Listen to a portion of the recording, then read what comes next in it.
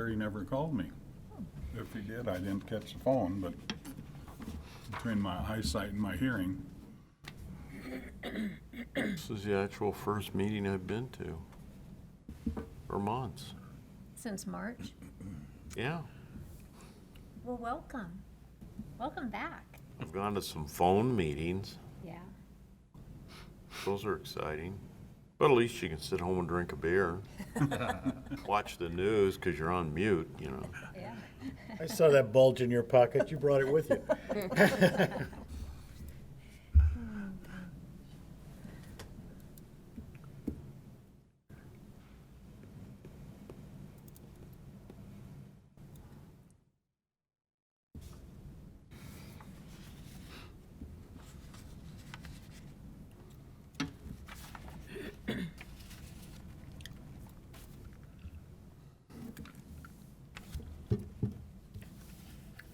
She's got her hand up.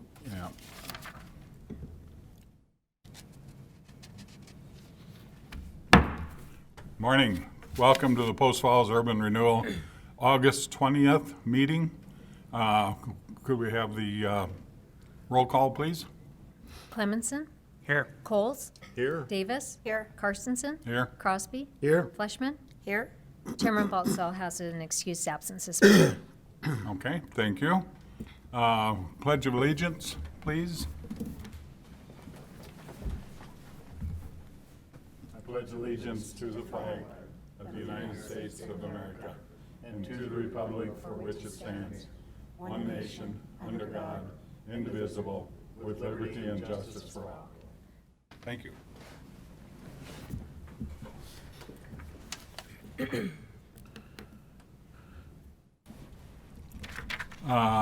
Ceremonies, appointments, and announcements. Do you have anything to? We'll have a public hearing, so if anybody wishes to speak, there's forms in the back that they can fill out and bring up to me, and then we'll proceed with that at the public hearing. Okay, thank you. Consent calendar.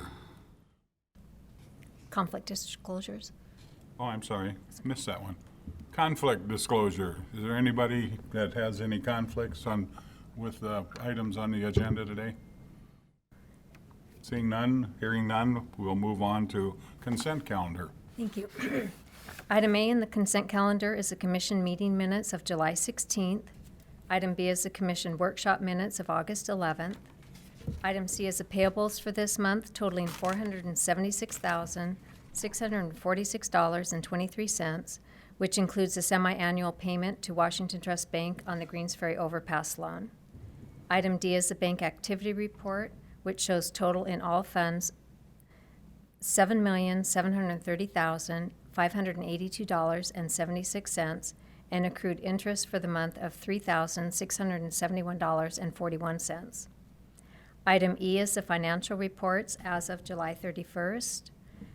Your approval of the consent calendar will authorize transfer of $3,671.41 accrued interest to the general fund and transfer to the First Interstate Bank checking account $476,646.23 for the general payables. I would answer any questions. Any questions of Director Fountain? If not, we need a motion to approve the consent calendar. Mr. Chairman, I would move the approval of the consent calendar items. A second? second. We have a motion and a second. Voice vote? Yeah. Okay. All in favor of the consent calendar motion, say aye. Aye. Opposed? Hearing none, move on to committee updates. Finance and policy, you're going to have a report later, aren't you? Do you have anything? Yes, Finance Committee reviewed the financials that are present that we just approved, and then the Finance Committee's completed its work on the budget and is prepared to present it in this public hearing during this meeting. Okay, thank you. District review, I have nothing this morning. thank you. Communications, and I have nothing on that. So we'll move on to citizen comments. This section of the agenda is reserved for citizens wishing to address the commission regarding an agency-related issues, comments related to future public hearings should be held for that public hearing. Persons wishing to speak will have 5 minutes. Anyone, okay, we have a gentleman in the audience. Step up to the mic and identify yourself and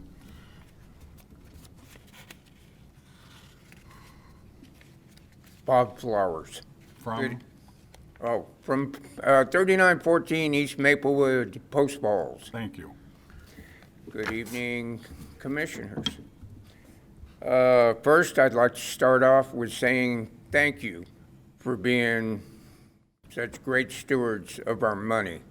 You've been doing a great job. You're even fixing to close another one of these urban renewal districts, which is fantastic. You've done better than practically anybody in this state. But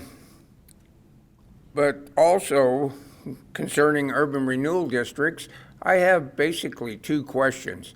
We have these very large urban renewal districts that the city is proposing. One was brought up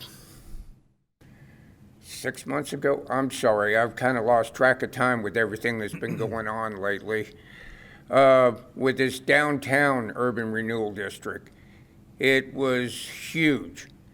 Went as far south as the river and even north of the freeway. And that was kind of on the fast track, and then all of a sudden it just kind of faded away a little bit. Haven't heard much of anything about it. Whether the limits were maintained on what the city wanted to include this urban renewal district, or whether it's been reduced to some kind of feasible size, something that will actually pay itself back. And also, they are now proposing a new urban renewal district to go all the way up Pleasant View, all the way to Highway 53. And I don't know why they're going north of Prairie, but they seem to want to. Anyway, these are extremely large urban renewal districts, but the public hasn't been given a whole lot of information on some of these, on how they're proceeding, or whether they've been okayed for districts or anything really lately. And I just kind of like to get an update on what's going on with these two proposed districts. That's all I have this morning. Okay, thank you. Do you have any comments on that, Diane? I can comment that on the downtown district, we wanted to get public input, and with COVID-19, we haven't been able to hold the public meetings to get that public input, so that has been set back on the back burner. It will probably resume soon, but we need to update the city center master plan with that.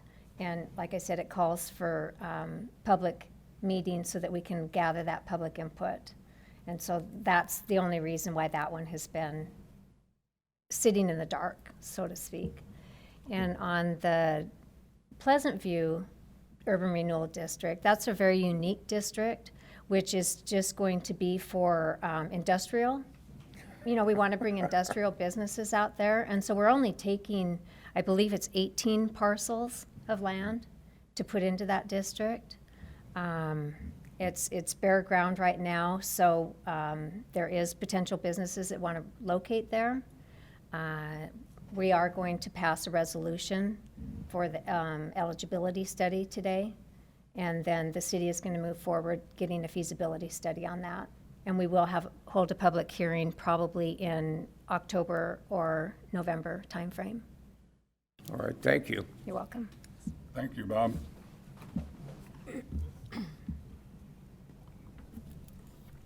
Do anybody else have any comments, citizen comments they'd like to share at this moment?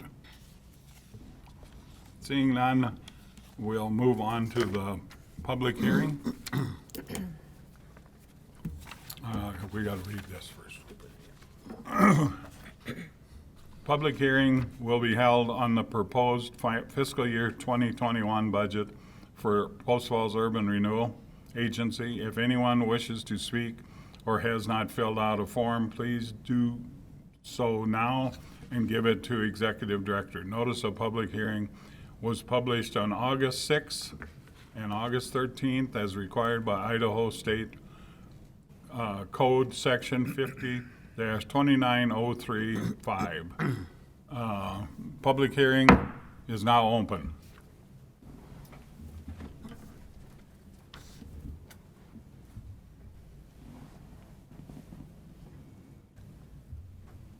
Good morning. I'm Len Crosby. I'm the treasurer of the commission, and it's my pleasure to present the budget. The key aspects of the budget for the commission's fiscal year 2021, commencing on October 1st, 2020, and ending on September 30th, 2021, are as follows. The revenues, which you can see in the top category, are based on tax increment income, which is projected for each urban renewal district and is based on property values determined by the Kootenai County Assessor's Office. The tax rate for each of the taxing districts is not currently known and will be finalized by each of those entities during their own budget hearings later this year. The tax increment is therefore projected based on known tax rates for each of the underlying taxing districts which set those rates, and then conservatively projected based on an average change in levy rates over each taxing district for the past 4 years. That averaging process adjusts for the reduction of levy rates over the last several years as property values have increased. We are conservatively projecting a slight decrease in the tax increment revenue derived from Center Point and East Post Falls District. The projected decrease averages 2.5% and ranges from a 2% decrease in Center Point to a 3% decrease in East Post Falls. The budget also shows no tax increment from the West Seltice District, which we will close in September, resulting in tax revenues of approximately $300,000 per year going back to each of the underlying taxing districts. We're projecting an increase in tax increment to be received in the East Post Falls District and the Technology District, reflecting continued new development in those areas.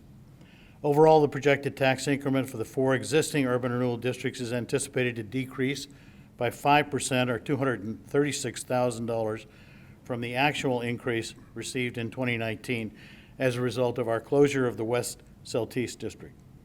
No other income is projected, and we are not anticipating the need to transfer funds from the general fund to meet agency operating costs. Interest income is projected at $18,000. It's projected to decrease due to the significant reduction in current interest rates and the fact that we continue to aggressively repay debt and to disperse accrued increment for completed public improvements. Carryover revenue is tax increment collected in prior periods within the district, which will be applied to pay for public improvements currently underway or planned in the future. Those funds will only be paid out when the public improvements have been completed and paid for by the proponent, and all costs have been documented and reviewed by the agency's independent engineers. Additionally, the improvements must have been approved by the city and dedicated to the city and accepted by the city before any reimbursement is made. The agency's only projected carryover revenues for 2021 are for the East Post Falls District, which reflects revenues that will be accrued to make future payments on the bonds issued to finance Greens Ferry overpass, and revenues to pay for major sewer improvements currently underway within that district. We are not projecting any borrowings for 2021. Total revenues projected for fiscal year 2021 are $4.7 million. Carryover revenues from prior years total $5 million. Therefore, the agency is projecting total funds available in fiscal year 2021 of $9.7 million. You will note that the bulk of our projected revenues comes from tax increment created by new development in each of our urban renewal districts. The term tax increment is the increase in the property tax values within a district resulting from new development. The underlying taxing districts continue to receive the same amount of property tax income that they were receiving prior to the creation of an urban renewal district. Once a district is closed, all of the additional taxes created by the public improvements made by the Urban Renewal Commission within that district go back to the underlying tax districts. As urban renewal districts are closed, and each of the underlying tax districts will realize a dramatic increase in tax revenues, derived from the new development created by those public improvements. In the case of the Post Falls Urban Renewal Commission, those additional taxes will total almost $4.6 million per year as we close over the next 2 years Expo, Centerpoint, and East Post Falls districts. Our expenses are shown in this category. Our main expenditure for 2021 is debt repayment and reimbursement for completed dedicated public improvements.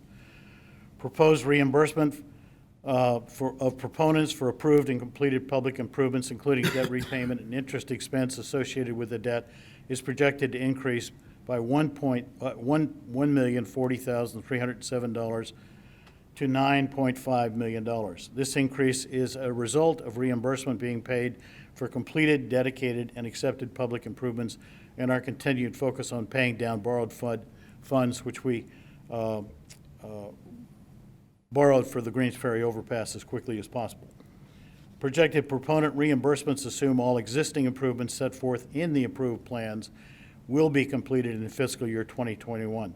If those improvements are not completed or approved or dedicated within fiscal year 2021, those projected funds will be carried over, as shown in the revenue section of carryover, for the next fiscal year and reflected in the agency's 2022 budget.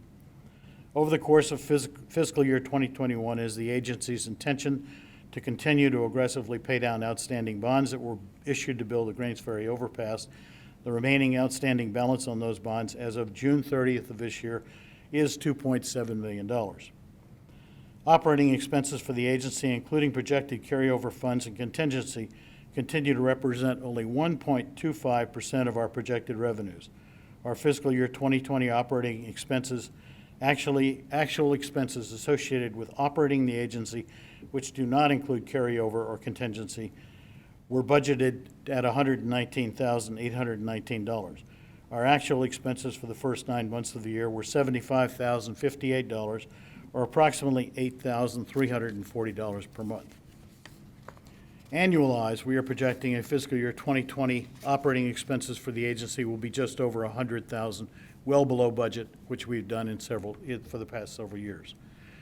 We are projecting a 1.9% increase in actual operating expenses for fiscal 2021 from $119,819 to $122,110. We are also projecting a contingency of $5,000 and a carryover of $65,890 to the agency's general fund. We are projecting an increase in the following line items: employee wages and related expenses, insurance, marketing, and educational materials as we go into public hearings, as mentioned by the chair and by Diane with regard to proposed urban renewal districts, and computer software when we have to do an update on our QuickBooks. We are projecting a decrease in expenses for legal advertising, engineering services, postage and shipping, telephone and internet, and website design and hosting. Total expenses for fiscal year 2021, including debt repayment, payments for public improvements, a contingency and general fund carryover, are $9,788,731. Of that total, $9,595,731, or 98.75% of our expenses, are allocated for debt repayment and funds reimbursed for approved and completed public improvements. The remaining 1.25% of the forecast expenses are actual operating expenses, including a contingency associated with operating and administering the programs that the Commission oversees. The proposed budget is a balanced budget.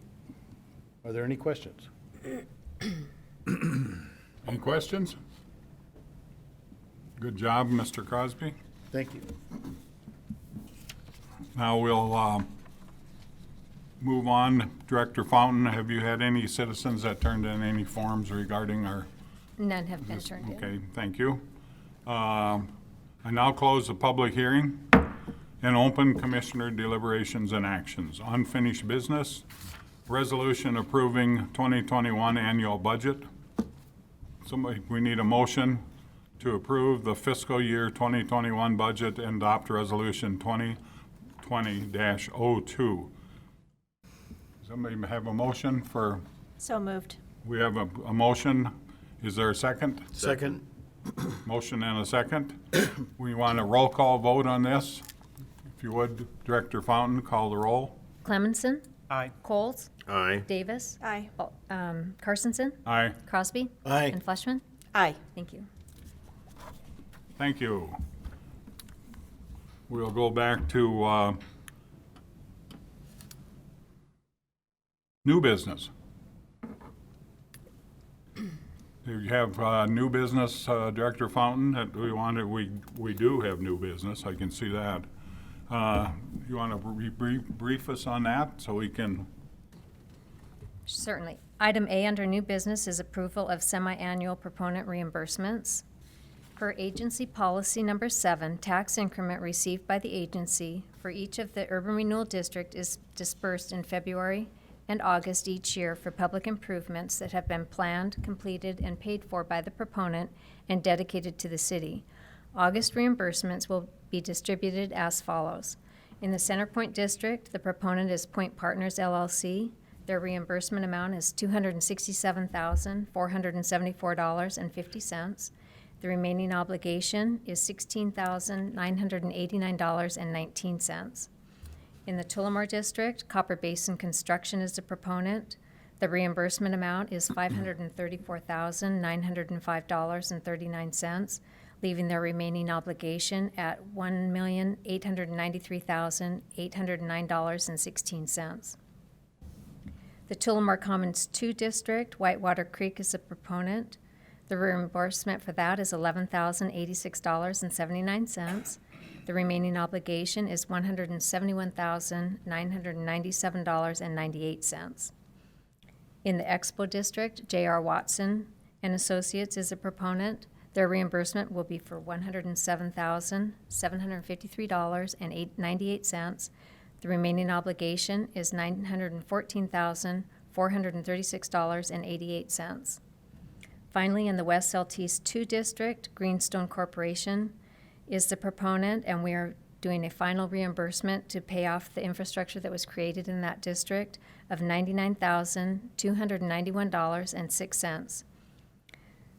Point Apartments has a current balance of $87,272.51 that is being held until agreement between Whitewater Creek and Point Partners LLC is signed.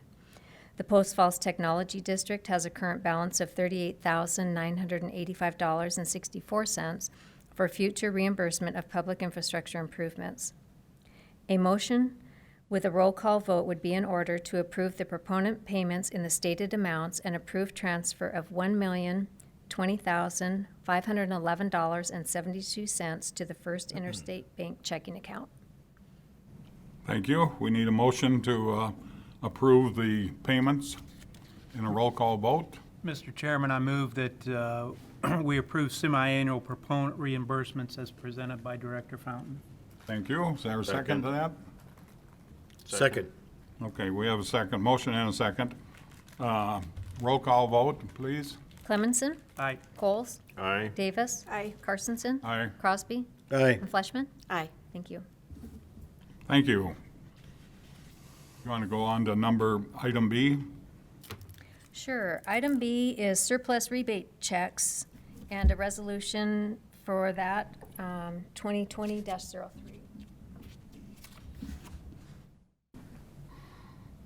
I have a little presentation for you.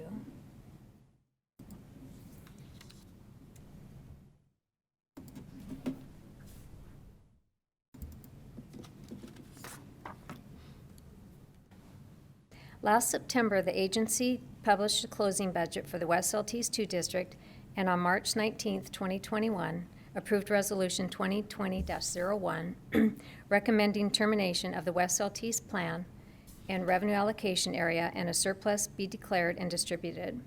The total rebate amount is $68,917.40 that will be distributed back to the taxing entities as follows. Kootenai County, $16,906.19. The City of Post Falls, $29,323.15. Post Falls Highway District, $2,667.82. Post Falls School District, $101.24.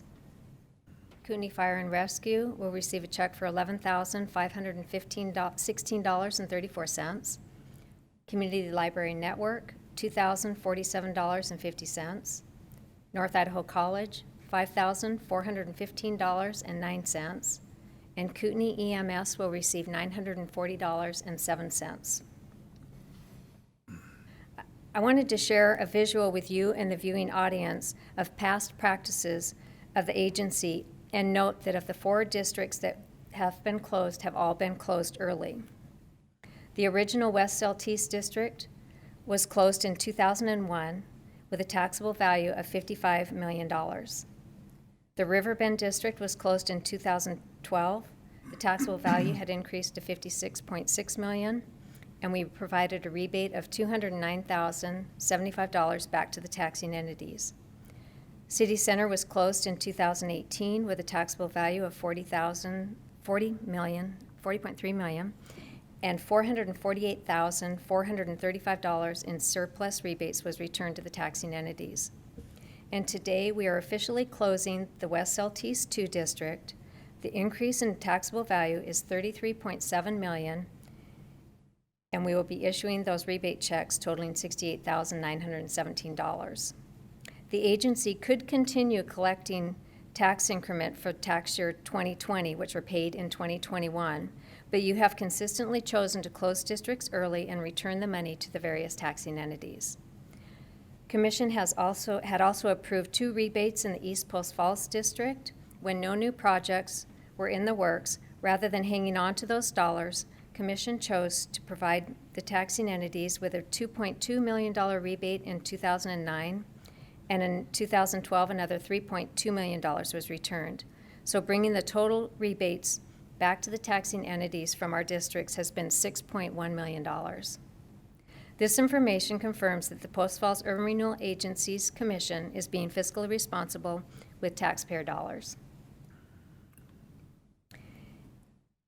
This slide shows the closure of West Seltice District that was completed in a timely manner, which enabled the taxing entities to take the new construction dollars from this district, which total $33,718,921, and include the amount shown here in their fiscal 2021 budgets that are currently being considered. I won't read those through. So with that, a motion would be in order to adopt Resolution 2020-03 for the West Seltice 2 surplus rebate checks and authorize transfer of $68,917.40 to the First Interstate Bank checking account. I'd answer any questions. Any questions? Mr. Chairman, just one comment. Each of the rebates that Diane went over there, including the $68,000 rebate, is basically increment that the commission has received from prior tax years or the current tax year, and is rebating back. That's in addition to that, as we close a district, as she pointed out, $33 million of new development go back into the tax pool for each of those entities, and they then collect something in the range of, by example, for West Seltice 2, in the range of $300,000 each year going forward in new property taxes based on the new development. So the rebates is just a one-time shot, and I'm sure it's a problem for the cities and everybody to spend it. But the rest of the tax money comes rolling out every year after we close a district. So I just wanted to point that out. Very good, thank you. Any other comments or questions? If not, we need a motion for Resolution 20-20-03 for the surplus rebate checks. Do I So hear a moved. motion? So moved. Motion, second, please. Second. I'd second that motion. We have a motion and a second to, for Resolution 20-20-03. Roll call vote, I assume? Clemenson, Aye. Coles, Aye. Davis, Aye. Carstensen, Aye. Crosby, Aye. and Fleshman. Aye. Thank you. Thank you, thank you. Next, we'll move on to eligibility study resolution recommending the Pleasant View area to be declared a deteriorated area and recommended boundaries for the deterioration Pleasant View area. Okay, thank you. I'm here to help out. Bob Steele, Community Development Director for the City of Post Falls. All right, so you have been provided with a copy of the eligibility study. You have a resolution in front of you. So this was presented to the City Council on Tuesday night as well. And the city had started looking at the Pleasant View Urban Renewal, a potential Pleasant View Urban Renewal District sometime last year, early 2019, when we began to be approached by certain property owners along that area. Part of the reasoning for looking at that corridor is the importance of industrial development within the city of Post Falls. We look at the city's current boundaries and we look at the current land that's available within the city limits, and there's a limited amount of industrial land, essentially. These areas that are out there along the corridor, along the Pleasant View corridor, are large land holdings right now. While there is some demand, a small demand for large industrial parcels, there is more of a demand for smaller segmented parcels. So looking at this corridor, we would anticipate that the land would come into the city limits. We'll be pursuing annexation along this lines as well, and expect that these properties would be subdivided into smaller industrial parcels that are really in the market right now. And being able to subdivide requires to have sewer and water. Currently, that is not available along this corridor. So basically, this is we kind of look at it as maybe it's the last best location for some industrial development within the city. And you can see Pleasant View runs north-south, Prairie runs east-west. The land that is currently with it that was studied for this eligibility study is the land that is highlighted and surrounded with the red dotted line. Granted, I want to note that the boundaries have not been established yet, and it is still under study. There is some of the land, I'm going to point in this direction, some of the land up in here will be coming out of the proposed district. It is currently being developed within the county and will not be coming in. It's being developed as 5 acres single family homes. So that will be coming out of the feasibility study as that we start to look at that. Again, trying to look at job creation and a higher and better land use along this corridor. The corridor does have excellent locations. It is near I-90, State Highway 53, along a rail line. We would like to have the sewer and water, which is available down at the southern end, currently at Seltice, and we will plan to run it all the way up Pleasant View and over and into this general area. One of the reasonings behind looking at this piece above north of Prairie is that there is a school property located right here where the school intends to put a high school sometime in the next 7 to 10 years. That is still to be determined, but that's what they would be looking at. That is their current plans. In order to put a school there, they need to be able to have sewer and water. And they're running out of land available as well.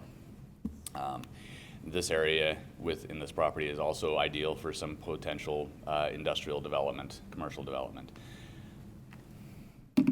Again, it's a great location. It's near Spokane. It's near the Washington border. It's near all the amenities. As you know, as you go directly south of there, you've got the freeway access and the truck stops and other properties. Again, urban renewal is a fantastic tool. We've had great success, as noted earlier today, with urban renewal districts within the city of Post Falls, and we feel like this is just a continuation of that process that you have been doing for so many years here, where it works and it helps to spur development within areas that we see that need and see that desire for additional growth. How we qualify for the Pleasant View Urban Renewal District, the city would remain under the 10% total city value of assessed properties. The eligibility study notes that it is eligible by law It has 28 eligibility factors in all 3 segments, and I'll go over those shortly. Well, I'll go over the segments and just kind of an example as to what the eligibility factor looked at. And basically, the report does show that the evidence is compelling and that it addresses the state requirements. Eligibility factor, this is the one example that I've got in here. It's got a poor street network along that area. Right now, it's a 2-lane dilapidated road. While it's considered a critical arterial by KMPO, it becomes dangerous at this point with the amount of traffic that is already currently on it, and with anything that is potential to go in there. I mean, you've got Bighorn that's developing up there. Even if we weren't to do additional development on the east side, we would anticipate that that roadway needs to have improvements made.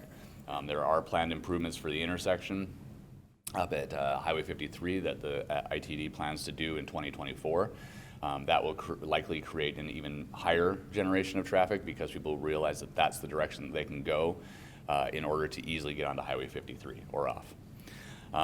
There is a high rate of traffic accidents up there. There are currently no sewer access and it's over the aquifer, and we want to try and protect that sole source of water for the city and others within the region. And again, without sewer and water, it constrains the city capacity to draw industry to that area. Segment 1 within the eligibility looks at deteriorated areas, and in the study, it noted that it meets these 6 different categories within that deteriorated area eligibility. Predominance of defective or inadequate street layout, faulty lot layout in relation to size, adequacy, accessibility, or usefulness.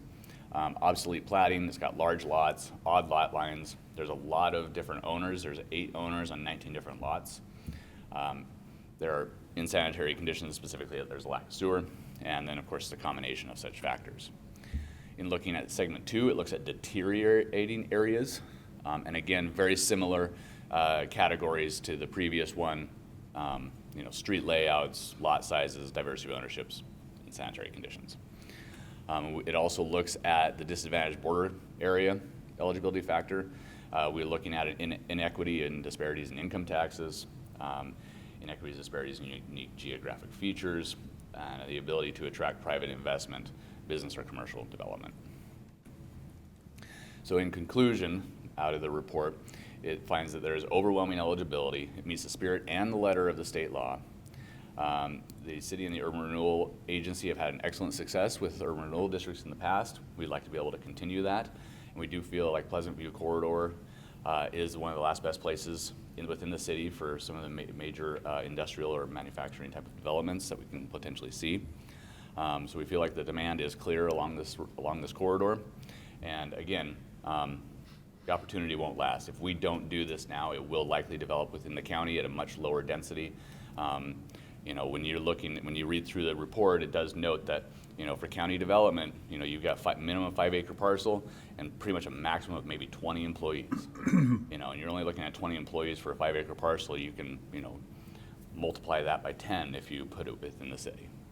So it's a really tough way to develop if it were going to go into the county out there.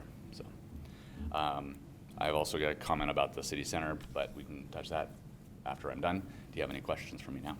I have a question. Could Yes, sir. you go back to one of the earlier slides where you've got the Map. overview? Yeah, that one there will Sure. do. All of the intended parcels are arrayed on the east side of Pleasant View. Correct. The various parcels on the west side have got all the same characteristics for it. They have the same needs for the various infrastructures that would need to be there to foster development to their full potential. And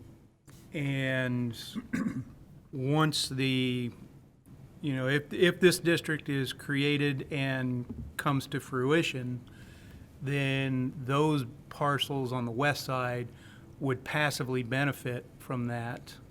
Why were they not included in the boundaries and the eligibility study? So what you've got is a gravel pit down at the bottom that's not going anywhere in the near future or long term probably. Then you've got some major farming that is happening along this area that is also anticipated to potentially become part of that gravel pit in the future.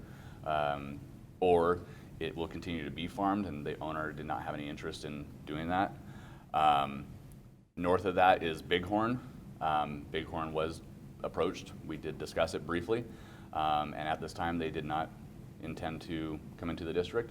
That being said, yes, if there ends up being sewer going up that direction, they could potentially take advantage of that. I hope they would come into the city. It doesn't end up going into the urban renewal coffers, but it does go back to city coffers. And then you've got another, I think it's the aluminum plant up there. Right. Again, it was just those things that while they won't be in the district, there's no reason why they couldn't come in after and tie in. So the proposed annexation would mirror exactly say that as depicted minus that 5-acre residential up in the corner. Say that was approved and made a district, would the annexation mirror that exactly? The annexation will ultimately mirror the URD map. Yes, okay. That's what we're aiming for. Is that that's what we have. The county has offline agreed to a joint powers agreement, noting that the city intends to annex all the properties within the urban renewal district, and that is our goal, and that is what has been basically agreed to by all property owners, that they will be coming into the city. It may not be. The annexation may not be completed prior to, say, an adoption of an urban renewal plan and district, but it should be coming in shortly thereafter if it hasn't been finalized yet. Understood. But yes, but again, anybody that is adjacent to city boundaries at that time or at a later time is permitted to request annexation, and that's determined on a case-by-case basis at the city council. Mr. Chairman, a follow-up question to that regarding the sewer on the west side. Would it be unreasonable to expect that the city could assess surcharges for those people on the west side who didn't bear any of the cost associated with putting in the infrastructure, if they choose then to come into the city and tap into that resource? We can't do latecomers. We don't do latecomers fees. Okay. Surcharges would have to be established ahead of time and looked at the entire area, and everybody pays their fair share based on the load that they intend to utilize. That hasn't really come up or discussed. If you do look at some of this, it's again, like thinking about the infrastructure that's likely to take place on some of these properties, you're not just talking about one sewer line coming out of each individual property. You're looking at probably a sewer network going into most of the properties that are highlighted. Sure. So the other side is kind of like, Bighorn, for instance. If they were to come in, they would be looking at having to build their own sewer infrastructure throughout their development to tap into the main line. So they would be still expending a large amount of money in order to do that. I see. Thank you. How does the transfer station, how are they affected by this scenario? We don't, the transfer station will not be affected. There is still discussions as to whether or not they will be part of the district or annexed, and how we make that connection. That's still being determined. Now, if I'm looking at this right, it It's looks currently like highlighted. the east side of the transfer station, that's shaded, and that would be part of the district? Again, this map is what was studied. Okay. What ultimately becomes the boundaries is still to be determined. Okay, thank you. So it's anticipated that all of this would be annexed in as industrial property in It would be zoning? annexed in, zoning to be determined. Okay. But yes, again, part of the future land use map shows this as one of the I believe it was the transitional or commercial mixed type of future land use. So you've got a variety of uses that could potentially be zoned within the area: industrial, manufacturing, commercial, sale, things like that. There's a lot of variety that could go into that area based on the future land use map. Bob, as I read through the study, and it was very well done by the consultant, I got the sense that he was basically saying if this isn't developed with water and sewer and other infrastructure to support industrial development. It's really going to be 5-acre parcels with McMansions on them, and sewer and water is not going to be available, so there's going to be more and more septics and more wells tapping into the aquifer. Also, this district allows us to capitalize on some fairly significant existing infrastructure, as you pointed out, the rail, the fact that we've got high-capacity electricity and gas, all of which would be utilized by an industrial user if they could access a large parcel of property and have water and sewer that would enable them to build a large facility. Yes. Thank you. My only comment is, you know, in the past, we've had lots of areas out there with decent infrastructure for industrial development that has been, over the years, converted to commercial or residential. Absolutely. You're preaching to the choir there, Brub. Yeah. That's the planning commission's problem. And I don't mind making a comment on some of that too. I mean, I know that if you look at like the expo and the point and stuff like that, as to how that has been evolving over the past 20 years. Again, it's kind of responding to market demand. That's right. It's responding to a lot of that. And I think that as some of the uses began to go in there, as some of them started to pop up, they weren't quite as cohesive or you know, they didn't quite provide the synergies that maybe some industrial or heavier industrial type of developments will be looking at. You know, industrial doesn't want to locate next to, you know, retail or housing as much as housing and retail doesn't want to locate next to industrial. So it kind of was a chicken and egg thing where ultimately, you know, while Cisco happens to be out there, you know, so does Cabela's and Walmart and Panda Express and things like that. And maybe, you know, we kind of see those that, you know, it ultimately became a lighter use area in terms of industry and things along those lines. So, you know, it's kind of how it developed. We do see this, and we do have a proponent business that is looking at this corridor that would be heavy industrial type, or a heavy, industrial is the best way to look at it, you know, and a heavy user that would potentially, you know, set that example, set that first queue or first business that goes in the queue. And associated businesses may follow. And we've already seen an associated business apply for a site plan down within the near the Love site that would kind of tie into that business as trying to get in there up there. So. Thanks for pointing that out. I was just saying the same thing. It's not like building a field of dreams. It's actually being driven by economic development efforts. So Yes, it is. I think that's the kind of projects that we want to have. If we didn't have a proponent and a demand from landowners and stuff like that, we may not be here asking for this. You know, because we do recognize that there is some industrial land available throughout the area. You know, there are 1 and 2 acre parcels that are available within the city, within different districts, but it is being driven by economic development and a specific landowner and business operation. Thank you. Excuse me. No, that's okay. I'm sorry. I just wanted to note as kind of a follow-up, the city has also agreed to fund and produce the feasibility study. The feasibility study will be looking at this in a couple of different ways. It will be making sure that it's going to work, but also it will be looking at this as, you know, would it work with just this piece, or will it work only with including the north area of Prairie? You know, so we are trying to decide. That is still being thrown in there as an option, and still looking at that whole piece of it. So, and the feasibility study will be kicking off very soon. Thank you. Any additional questions for Bob? Hearing none, we need to vote on this. Explain exactly what. The motion would be in order to adopt Resolution 2020-04. Okay, I didn't see that on here. So, Excuse me.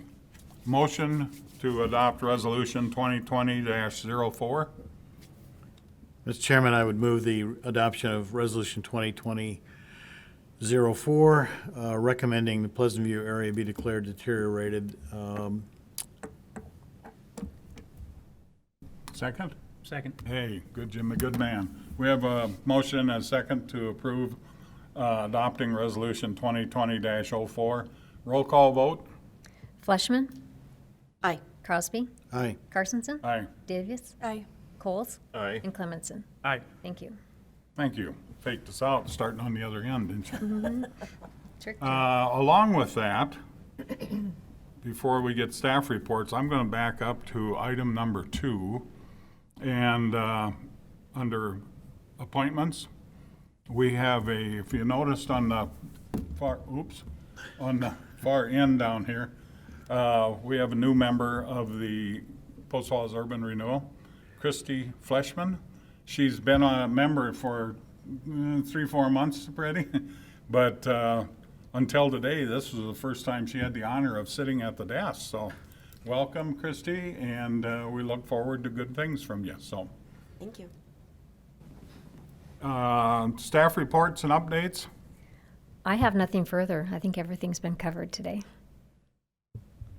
Commissioner comments. Anybody? Commissioner comments. Mr. Chairman, I just want to say that Diane has done her usual outstanding job in terms of setting forth all the financial issues, putting forth a draft budget for the Finance Committee, and so she makes our job a lot easier. Thank you. Thank you, and I'd like to add that you did an outstanding job on your presentation of the 2021 budget. Thank you. So thank you. Chairman comments? I don't have anything because I didn't know I was going to be the chairman until right before I walked in. So just appreciate everybody in their fine comments and the work that they're putting in for the urban renewal. And as you can see by the actions today that, boy, we all must feel that we are doing something right, because we're one of the few urban renewals in the state of Idaho that has closed 4 districts now and has returned many dollars to the different agencies. So thank you. With that, we have adjournment. Motion to adjourn. So moved. Second. Second. We are adjourned. Thank you.